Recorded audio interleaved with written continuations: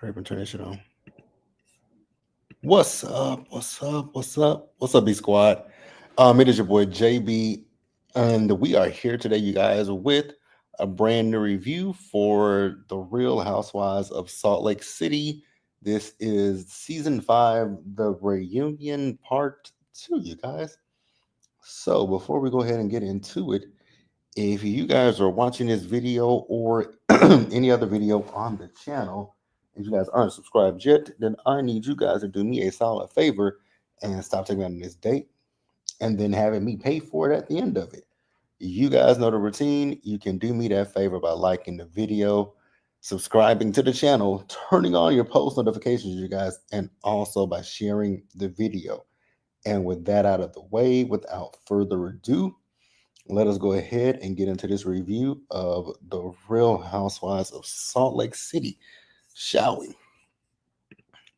All right, you guys. So part 2, it was good to me. I will say it got emotional at one point in the reunion, and I was like, "Oh my good Jesus stars!" They had me over here just boo-hoo crying, and I was like, "Gosh!" But other than that, part 2, I think part 2 was a really good part. I do have some opinions about some things, and we'll discuss them once we get to them. But I do have some things that I want to address. Um, but part 2 of the reunion, it literally picks up where we ended part 1 with, and now also you guys know I watched this on Peacock, so it was uncensored, and you get to hear the cursing, right? So when I watched it, I was sitting there listening to it, and it's uncensored and it's extended. Now I don't know what they showed on the broadcast on Bravo, but I do know what they showed on Peacock, right?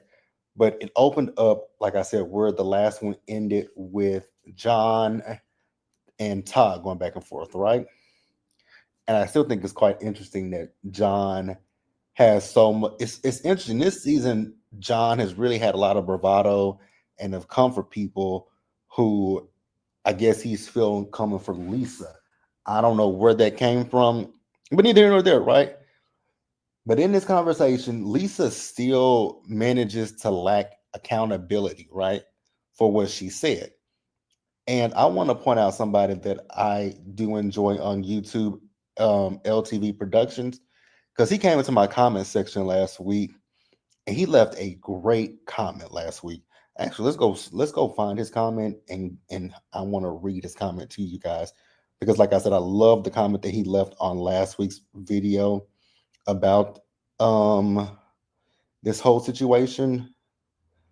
And let's see if we can find it. Let's see if we can. I'm gonna find it, you guys. So give me a hot second, because, like I said, he made a very valid point, and I was here for it. So this is his comment. So he says Lisa is trying to defend the grandparents as good people, as if she doesn't know that when people commit sins, get shunned away.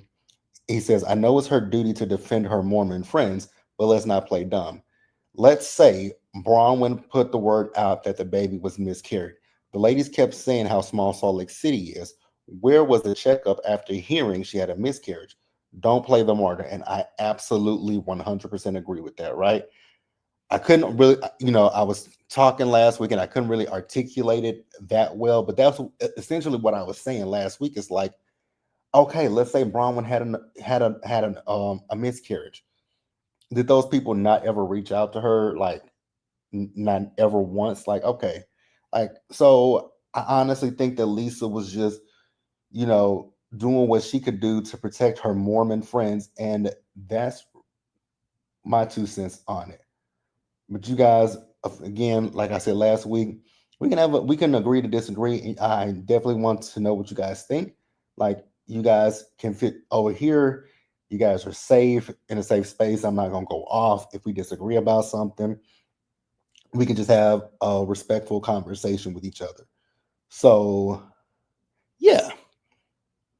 But like I said, Lisa still lacked accountability, and I just wasn't feeling it. Like, I wasn't really feeling her at all because you didn't have to repeat what those people said on camera, but you chose to, and like I said, you doing so was basically in defense of them. Let's just keep it real and be honest with each other. Like, let's be honest with each other. Let's be totally honest. So the conversation kept going back and forth. There was really no resolve because Lisa is saying that she apologizes. She apologized to Bronwyn, which I was like, you call that an apology? If that's what Lisa calls an apology, then we're gonna let Lisa have it. And it is what it is. Like, we're gonna let Lisa have it. So after that, there was a viewer question, and it asked the question of Angie, and basically, why does Angie hold Meredith so accountable for the gay rumors when it comes to Sean and not Whitney? Which is a really good question because I've been thinking this since last season. I've been thinking that since last season. Like, Meredith is not the one that brought it to camera. What happened? I mean, if you guys go back to last season and remember last season, Whitney, I think they were at Greek Easter, or they were at some kind of party, and Whitney brought it up. She mentioned it to not Mary. She mentioned it to Monica. Monica then brought it up on camera because Whitney orchestrated it. So I didn't understand the last season why Meredith got so much flack from it when it wasn't Meredith. And even when we got to the reunion last season, I was still very confused why Meredith was getting the grievances that she was. And I was like, this is so interesting and odd. Like, y'all are not going after Monica. It was Monica who said it. Now here's the thing. Is it possible that it was something that was brought up off camera? Absolutely. That is 100% positive. That's something that could have happened. That it could have been a conversation that the ladies had behind the scenes and said, "Oh, we're gonna bring this to the show." If you guys watched us last night on the Whether You Like It or Not panel, we discussed that about the Beverly Hills, and we said that all the women on across the board, they get together before the season starts. They probably get together before they do group scenes together, and they plot and plan what they're going to say, what they're going to do, who's going to do what, da da da da da. So I do believe that it's probably something that was a topic of conversation.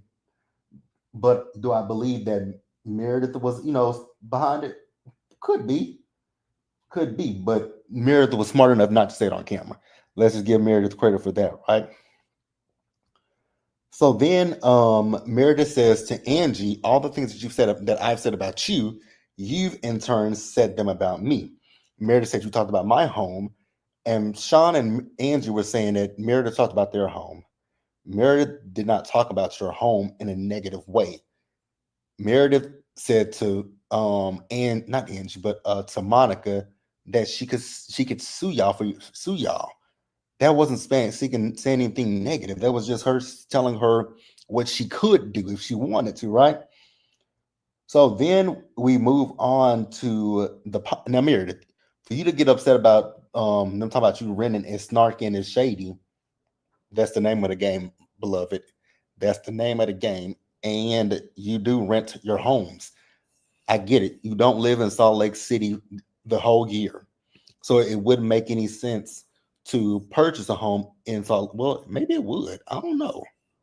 I mean, shit, Meredith. If you got that much money to rent the houses every season, girl, why don't you buy? And you're an attorney, and you got a business. Like, girl, why don't you just purchase a house in Salt Lake City? Like, that is a really good question for your Meredith girlfriend.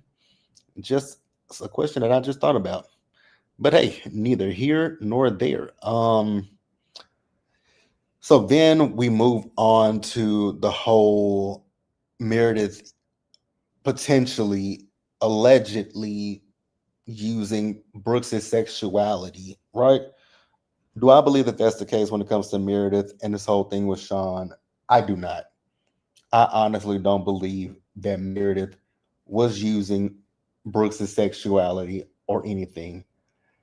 Now, they're talking about this podcast again, right? So Meredith has the direct quote from the podcast, and she read it. And Andy was like, "Well, Meredith, we have the recording." And so Meredith read the transcript of the recording, right? And when she read it, I was like, "Okay, I mean, I get where you're coming from and how you feel." And then they played the audio of it as well. And I was like, again, I still get where Meredith is coming from and why Meredith is upset. Now, Andy kind of pissed me off a little bit, I will be honest, because he was actually being biased because he was like, here's the thing. And Andy is trying to say that Sean was basically being led into that conversation. But okay, I'll give you that. The guy was very leading with his questioning, right? But even still, with him leading Sean in that questioning, Sean is a smart man. Like Sean could be like, you know what? I don't feel that's her son. I don't want to speak on that. I don't know why. If I even if I were Sean and I felt like Meredith, attacking me about my sexuality, I you know I wouldn't go as far as to entertain that guy, right? I would be like, you know what? I don't really know Meredith like that, and I don't want to speak on anything with her, especially with her son. Like I don't want to speak on that. But Sean didn't say that. Sean went along with his questioning. So I'm not gonna give Sean too much. I'm not gonna give him too much leeway because he entertained the conversation. So you can say he was being led into that conversation by that guy. But again, we're not gonna sit here and pretend as if Sean is some dumb kid who doesn't know how not to answer, how to answer a question. Like let's just keep it a buck with each other, right? So at this point, Meredith is pissed off, and she's like, "If you're not gonna play, let me get my. I'm trying to do my Meredith voice. I can't do it right now." But Meredith was like, "If you're not gonna play," because then at this point, it was a whole back and forth of, well, Monica said that she said this in implicating saying that Meredith said it. Then it was a back and forth from Monica, not oh God, why am I saying Monica? It was a back and forth from Meredith saying, well, Monica said at après ski that Meredith didn't say anything. So it was a back and forth. And then the control room is in Andy's ear saying, confirming what Angie said and also confirming what Meredith said. So Meredith was like, if you guys are not going to play that on the reunion, then I'm not going to stay here and I'm going to leave. And I was like, well, Meredith, girl, you don't really call the shots. So I think you're probably about to leave. But she didn't leave. She ended up staying and they moved on from that. I was like, we spent a whole hell of a time on that conversation. I was like, wow, why? Like, I didn't get it. And it was frustrating, right? So then we move on to the whole Justin and John thing, right? So John says that he was embarrassed watching the episode. He was more so embarrassed about the second time that he confronted Justin, right? And he apologized then, and he apologized in this reunion to Justin, right? He just said he was just trying to diffuse it. So then Justin then said, the second time, I was just asking her a question. The first time, yeah, I was a little bit aggressive and I apologize, right? And so then we move on to bring up Whitney bringing up the rumor that John and Lisa have a threesome, right? And so we also had to bring up the fact that Lisa said that Sean is involved in circle jerks, right? I thought it was what I will say with that episode. I thought it was hella funny because I saw so many people on social media like, "What is a circle jerk?" It was so funny to me because I was like, "Wow." Only reason that I do know what it is it's very interesting. It's an interesting thing, right? It's oh God, how can I say that? How can I spend that on this channel and keep it PG friendly? So, I mean, it's pretty self-explanatory to be honest with you. If you guys just hear the word circle, so picture a circle and then jerk. I mean, it's self-explanatory.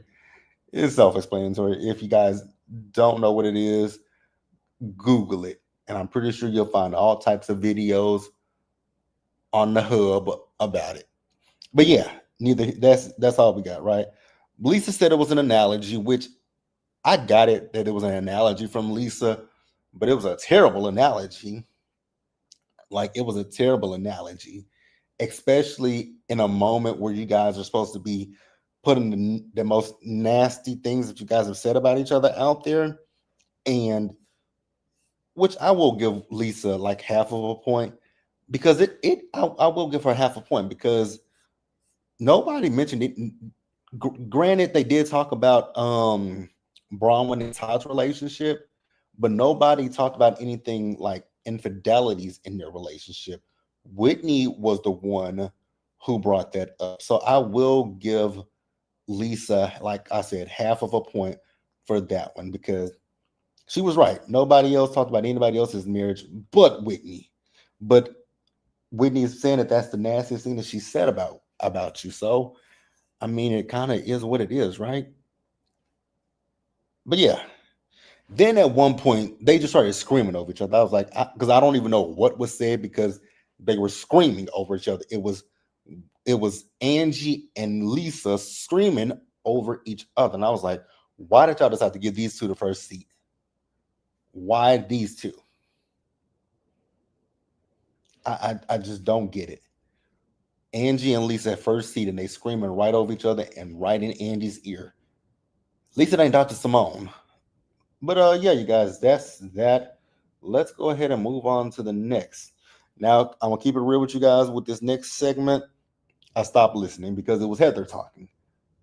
And I know that the question was posed from a viewer about Bronwyn and the way that Todd talks to her and how Todd talks to her like she's a child and not his wife, which I agree with that because I did notice that this season that the way Todd talks to her, it's like, And so I know Andy asked Heather the question, does that kind of remind you of your marriage? I know she said yes.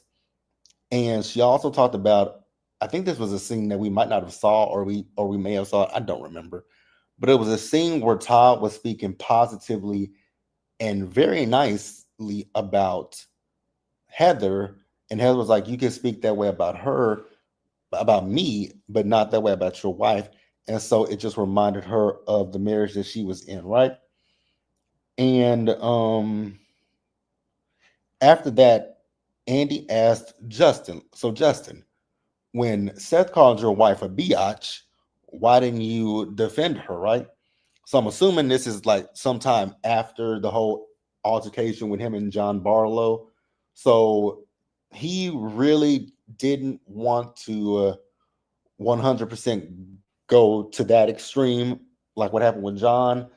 But he said, watch. But he said he did regret not defending her because I guess in the moment he didn't realize how aggressive it was.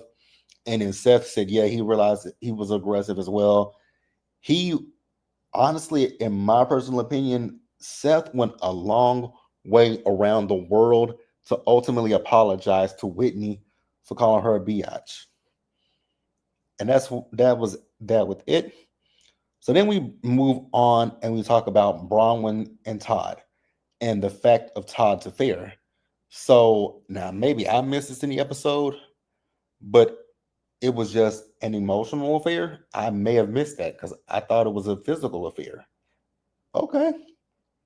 Now, what I will say to Bronwyn is it feels like Bronwyn downplayed it in this particular in the reunion. It feels like she definitely downplayed it. It feels like she and Todd discussed this and they pre-gamed preparing for this because Bronwyn's whole demeanor changed. And Heather actually called her out saying that I rode hard for you. And Bronwyn said you did, and I appreciate that, right? And so Bronwyn also says, well, when I brought it up, it wasn't real time. And I was like, okay. I mean, I get you're saying that it wasn't real time, but I still like the way, and I get Bronwyn was saying it in a way to let the ladies know why she feels like she's not good enough, and she even feel, and even in her marriage, she doesn't feel like she's good enough because of things that have happened in her marriage. And I get that, I understand that, but at this point, like I said, it just really feels like Bronwyn was downplaying it, and I wasn't feeling that, and I wasn't here for it. Now, what I will say though is when Andy told Todd, because I guess Todd didn't watch this episode, and I guess up until this point, Todd still hadn't watched the episode, right? Because I know when they were on Watch What Happens Live the night the episode aired, and I remember Bronwyn said that Todd didn't watch the episode, right? And at this reunion, she's still saying Todd hasn't watched the episode. But when Andy told Todd that your stepdaughter is the one that caught you cheating, his face dropped. His face dropped. I was like, oh, you didn't know that your stepdaughter caught you. Uh-huh. The look on his face, I was like, yep. So after that, Lisa brings up the comment that was made about she and Meredith, right?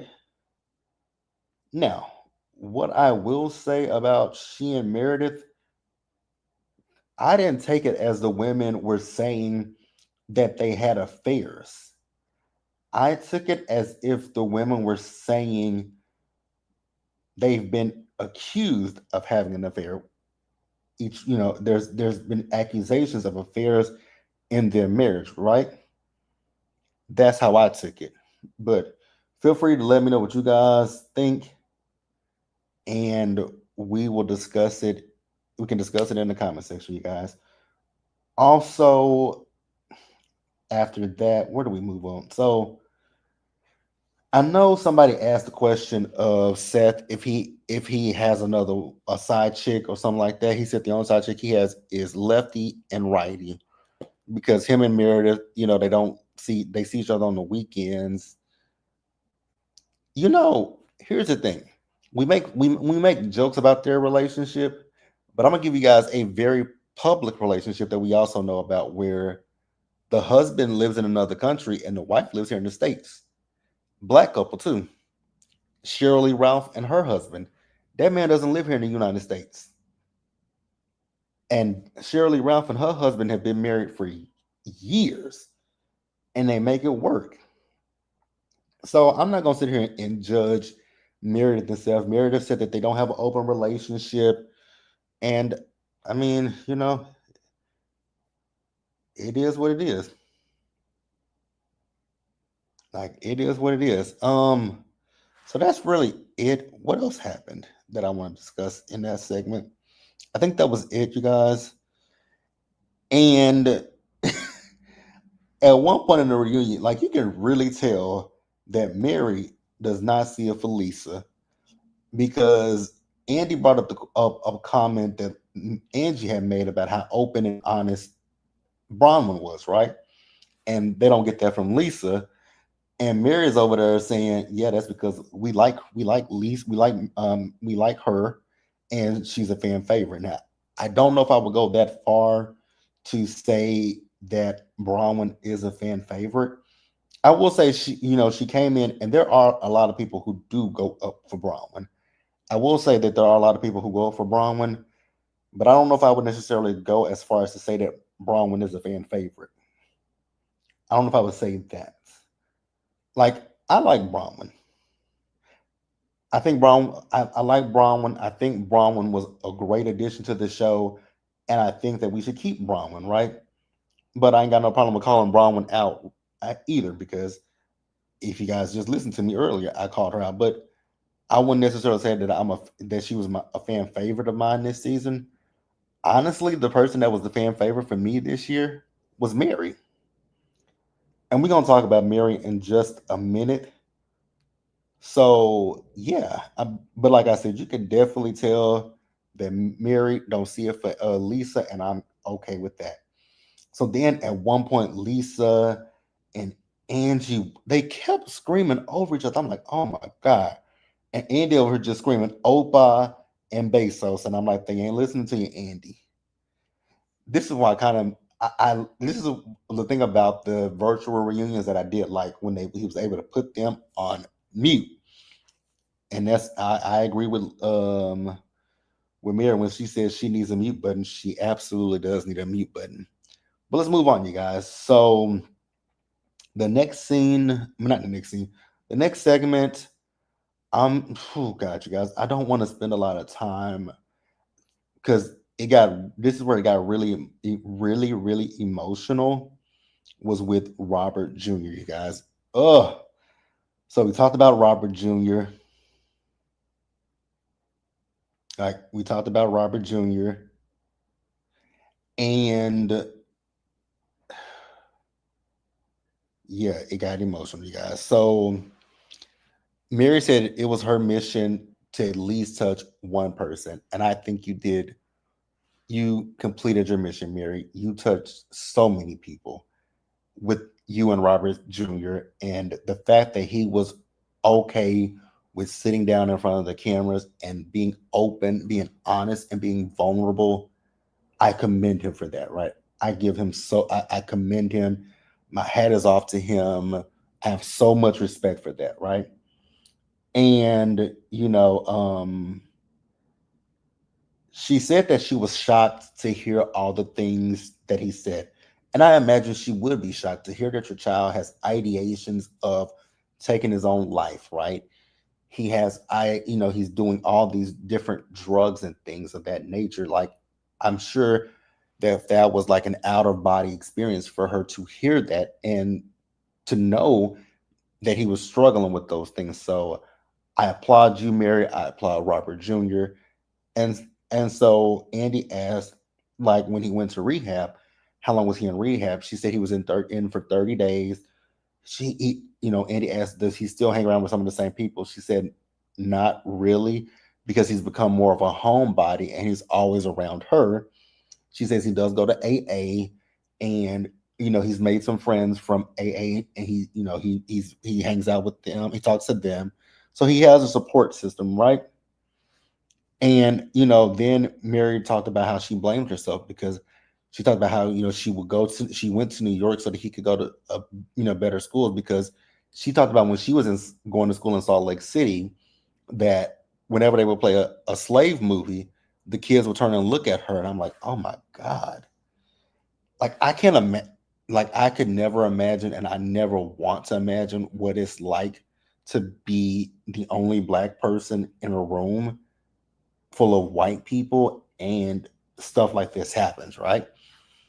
Like I never want to be in a situation like that. And even when I have kids, like if I have kids and raise my kids here in Texas, I oftentimes think about this when it comes to schools. Like, where do I want my kids to go to school? Like, do I want my kids to go to a school, where there are people who look like them, right? Or do I want my kids to be in, like especially me living in Texas, like it just be so many things that go through my head about children raising them in this red state. But that's neither here nor there, right? So I'm trying to get past this scene, but we have to talk about it because we talked about Angie and Mary, and we talked about how Mary has talked to Angie and told Angie that if her mom was, could get a second chance to do things again, she probably would do things differently. And Angie broke down crying. I was like, oh my God.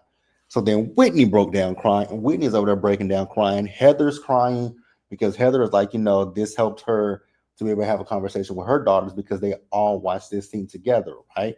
So then Whitney's crying, right? Because she was able to talk to her kids and let her kids know why they don't have their grandfather. And Whitney let us know that she still has not talked to her dad. She hasn't talked to her dad since season one. And I was like, wow. And it's interesting that her dad got upset with her after season one. Like he came on the show and told his story. But I honestly think with Whitney's dad, I think Whitney's dad was still in the throes of his addiction. I honestly think her dad was still in the throes of his addiction. Um, so after that, we talked about Mary and Angie's relationship, right? Because Andy talked about how, we got to, after 5 seasons, we got, well, 5 seasons with them, but it's only been season 1, 2, 4, and 5. So it's only been 4 seasons for Mary on this show, right? And we got a different version of Mary. Mary interacted with the girls. Mary had fun. We saw a lighter side to Mary. And Mary attributed that to her friendship with Angie. Now the producers cut to Meredith's face, and Meredith's face was just given, girl, what the hell? And what I will say for Mary is, I think this season Mary felt safe in this amongst this group of friends. I think she felt safe amongst this group of friends. Now, season 1, we know that Mary was a friend of, but once they found out more about Mary's story, they made Mary a housewife. So that's why season 1 things felt so disjointed with Mary. But season 2 was the season of Jen Shah. It was supposed to be the season of And the reason why I'll never see it for Lisa is because of how she did Mary. That's what threw me off with Lisa, how she did Mary, and then her not really saying much about Jenny Wynn, who she brought to the show and was a raging racist. That's why I don't see it for Lisa Barlow, because I feel like birds of a feather flock together with those two, right? But I think Mary felt safe this season. No Jen to come at her and jump down her neck about stupid shit. Like, I know season 1, some of y'all was so upset with me and pissed off at me because I took up for Mary. I laughed at some of the stuff that Mary said and did. Y'all were pissed off at me, especially about the hospital comment. There were so many people who were upset at me about the hospital comment. There were so many people who were upset at me about the 7-Eleven comment. Like, y'all, I love my people, but y'all were upset at me in season 1 about Mary Cosby, and I defended Mary. And I still stand on what I said season 1 about Mary, about the 7-Eleven comment. I didn't blame Mary for, if Mary said that about the 7-Eleven, that she don't like to go to 7-Eleven because black, but it ain't even just black men. But I mean, let's just keep it a buck with each other. Like, people loiter outside of fucking 7-Elevens and you don't want to go there. Like, you don't want to go to a fucking 7-Eleven, especially in the hood. You just don't want to go to them. Let's just be real about the situation. Um, but so Andy did ask where Mary and Meredith's relationship is, right?